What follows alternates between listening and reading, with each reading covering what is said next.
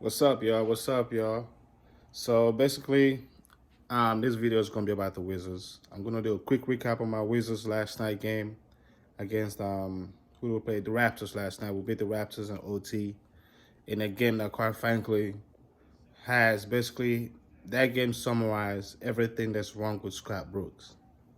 And quite frankly, that game showed everybody why Wizards fans are worried about this team. Even though they've played such great ball since April 6th, we worried that this team going all the even if we're making the playoffs and the play-in, we might end up winning the play-in, but I think we're going to be a quick out in I guess one of the top three seeds in the East.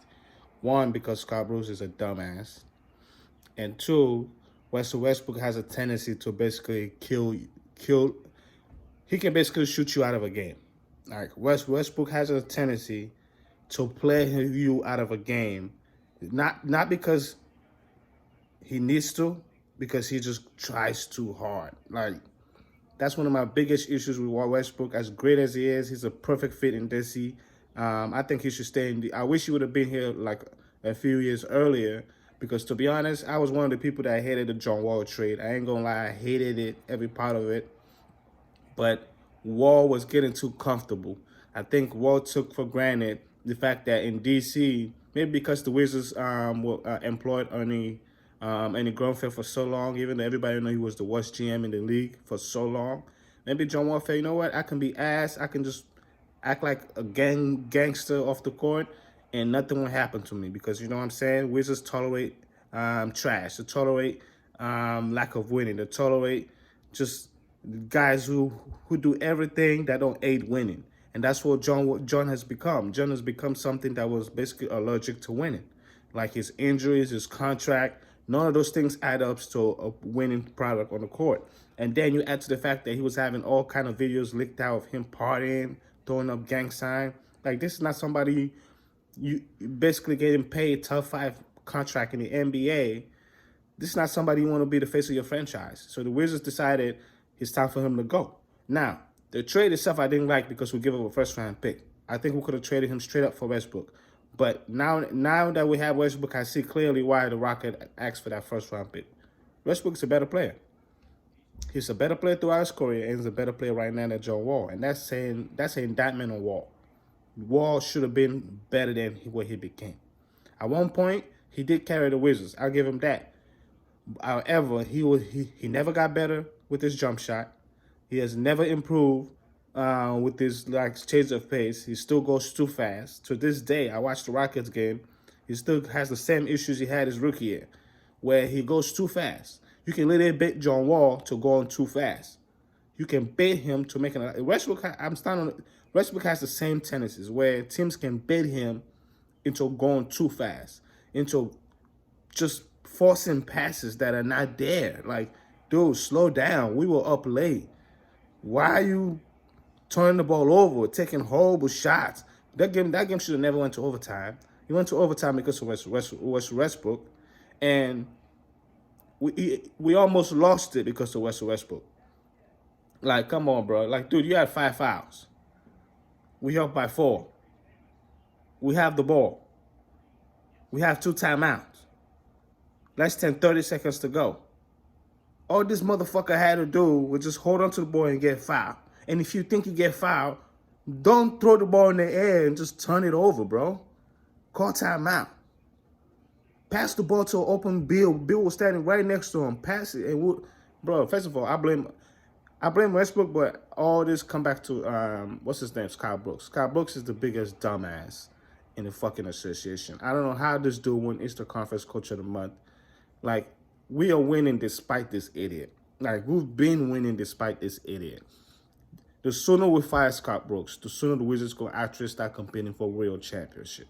Until then, we are basically just we're basically fighting for our lives, so just so we can lose in the first round to one of the top 3 seeds.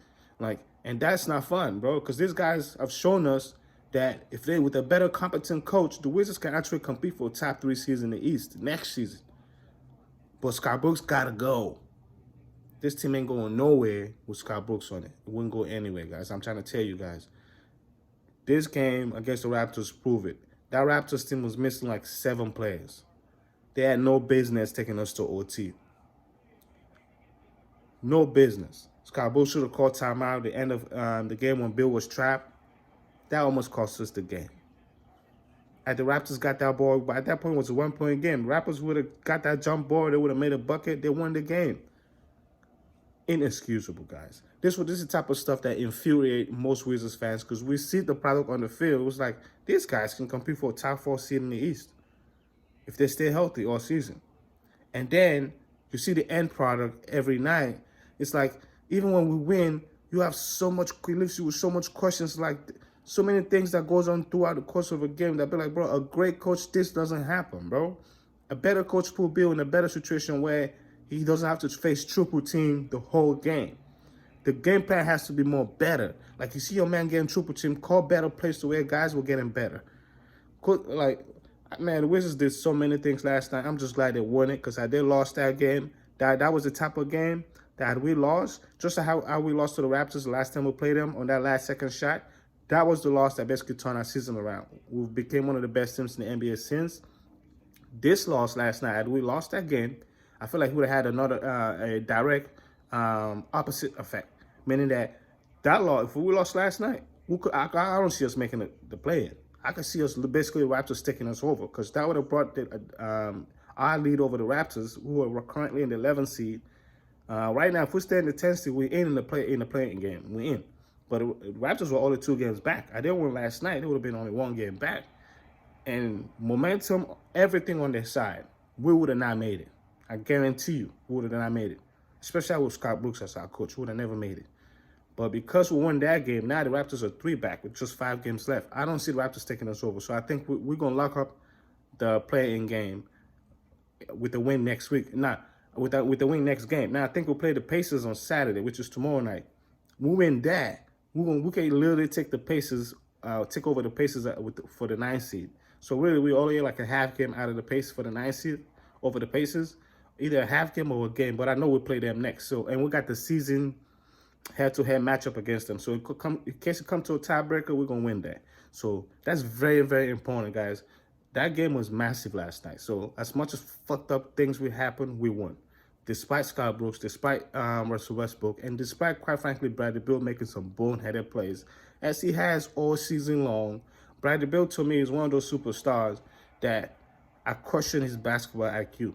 And sometimes you can have elite skill, be an elite scorer, elite basketball player, but your IQ don't come in question until later in the game. The last 3 minutes of a game, that's when you see the real smart basketball players.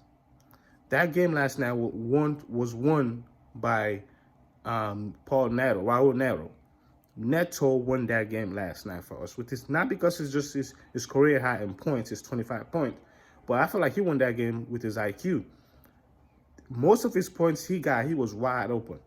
Not because Scott Brooks called a great play, because Raul Neto saw the way the Raptors were triple teaming, scrambling all over the court, and he just picked his spots where he was wide open. I think 90% of his shots on that game last night, Neto was wide open. Because why? That dude know basketball. We need to re-sign Raul Neto. He's a must re-sign because he knows basketball. He's the type of players the Warriors been having all these years in their rosters that made them win all this championship. You got to have guys who are smart basketball players. Smart basketball players don't cost you games the last 2 minutes. Russell Westbrook and Bradley Beal have IQ issues. And that kind of IQ in your backcourt is not a championship level IQ. Bradley Beal has gotten a lot better with his IQ.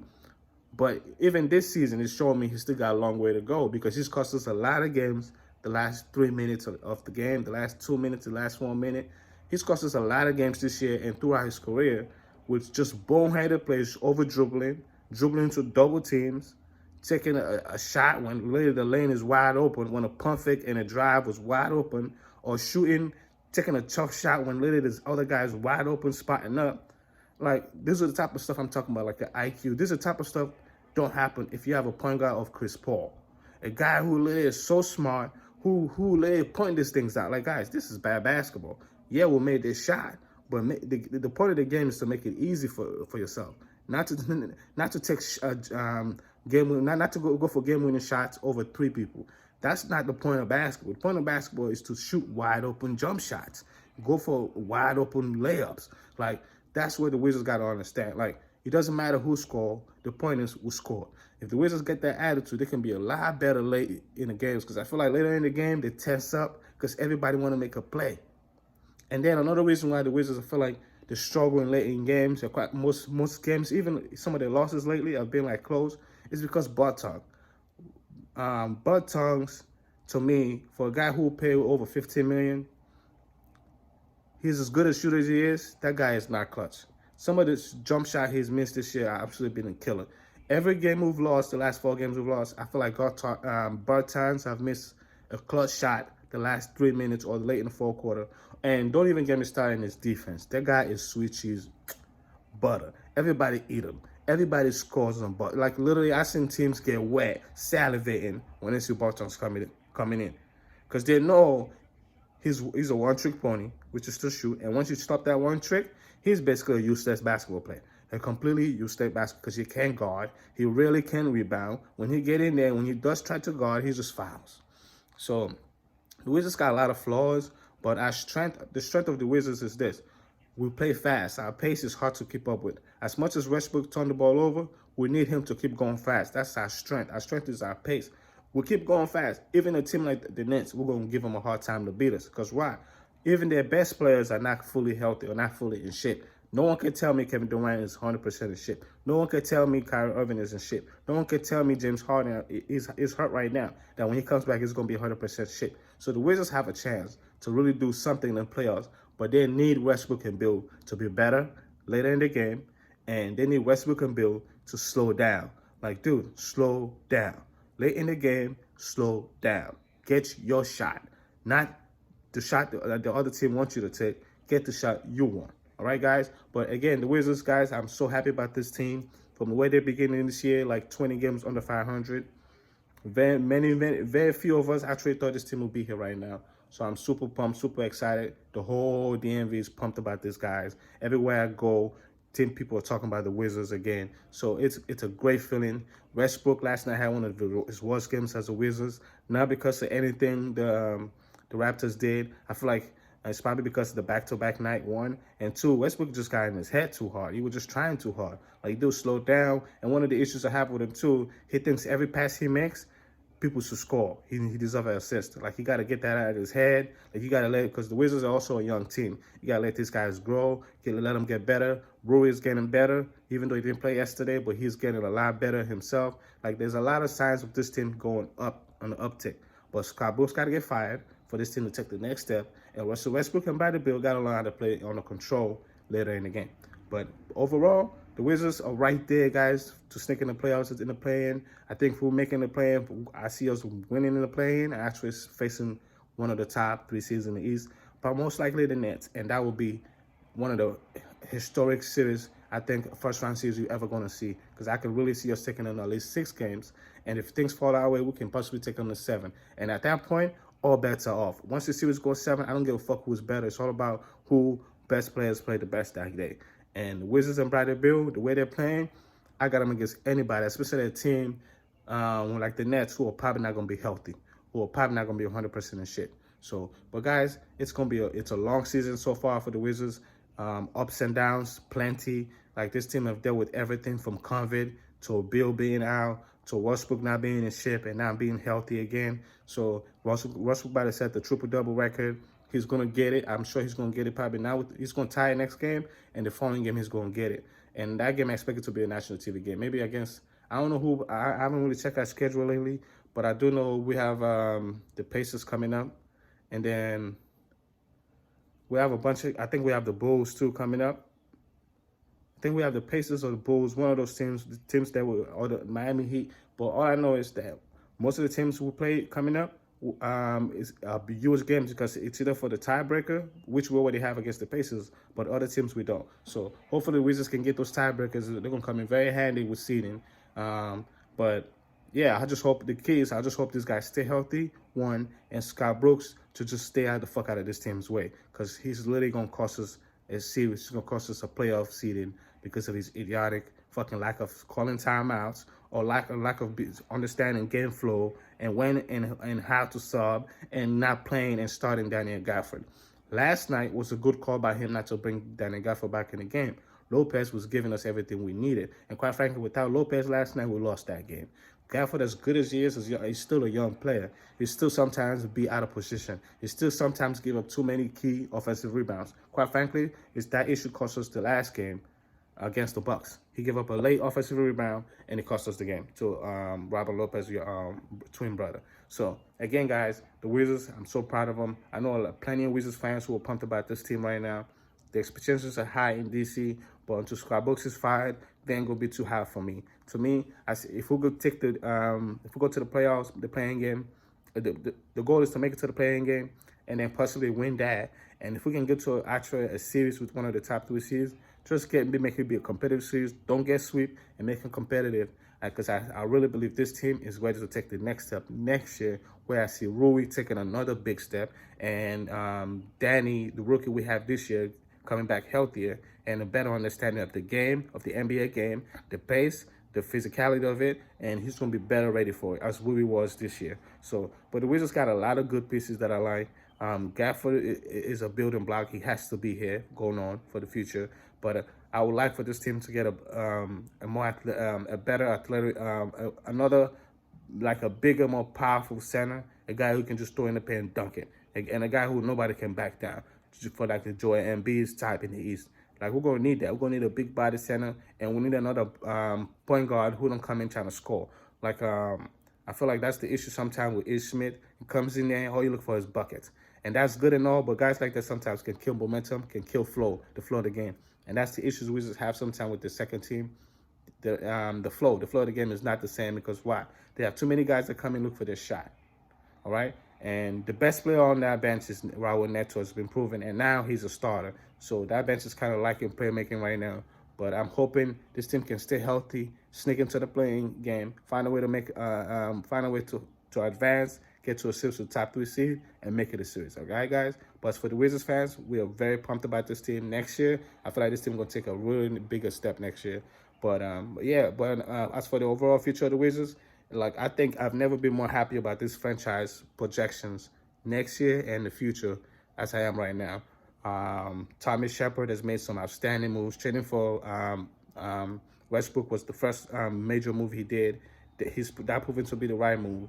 Trading for what's his name, Gafford, that has proven to be the right move. The guy has basically made all the right moves so far as a Wizards GM, and he's making all the Wizards Nation proud. So I said, all right, guys, that will be all. I'll keep next time. I'll probably keep this a lot shorter, but I haven't had one of this in a minute. And I know one of the people, my subscribers, told me to make a video about the Wizards because he noticed I haven't made one in a while.